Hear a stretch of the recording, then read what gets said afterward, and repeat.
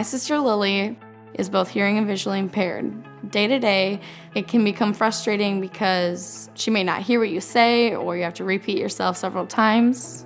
But also, it can be scary in certain emergencies. In 2015, a tornado hit our house, and it was in the middle of the night, which my sister Lily doesn't wear her hearing aids to bed, so when it hit, it was very hard to wake her up. My family just made it to safety as the tornado was hitting. At that time, I realized how vulnerable people like my sister Lily are in this kind of event. That inspired me to research for these alarm systems that are specialized for hearing and visually impaired people. I'm Abigail, and my project is called WHIP.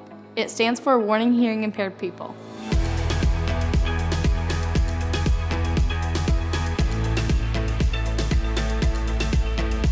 My project consists of assembling kits that have different parts in it to help alert a hearing impaired person. After experiencing the tornado, I spent most of my time researching on finding an alarm system that fit our needs. A lot of them have fire, but we wanted one with weather because that's what hurt us. The alarm system kit includes an alarm that has an LED strobe light with an audible tone, a bed shaker that can wake someone up in the middle of the night if there's a problem, also a weather alarm that will alert someone in a weather scenario. All these components help a hearing impaired person wake up in an emergency. So my mom and I team up to get all of the alarms so that we can give them away.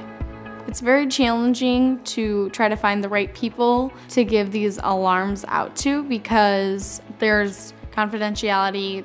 Our local fire departments are able to access people who need these devices.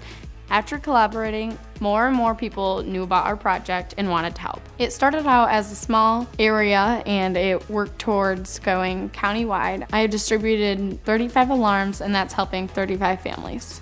The way we fundraise for this project is we have an annual fall fundraiser and we usually have silent auctions and live auctions. My favorite activity is probably giving away these alarms. The reactions of the parents are very motivating. They get so happy that you're doing this for their child. It's very inspiring to know that we can educate parents on this topic. I feel very honored to be winning the Power of Children Award because I'm in great company with the past winners and the present winners. With the grant money, we're going to purchase more alarms to give to other children. So I'm in high school now, and when I go to college, I want to let the community there know about these alarms so I can give them out there.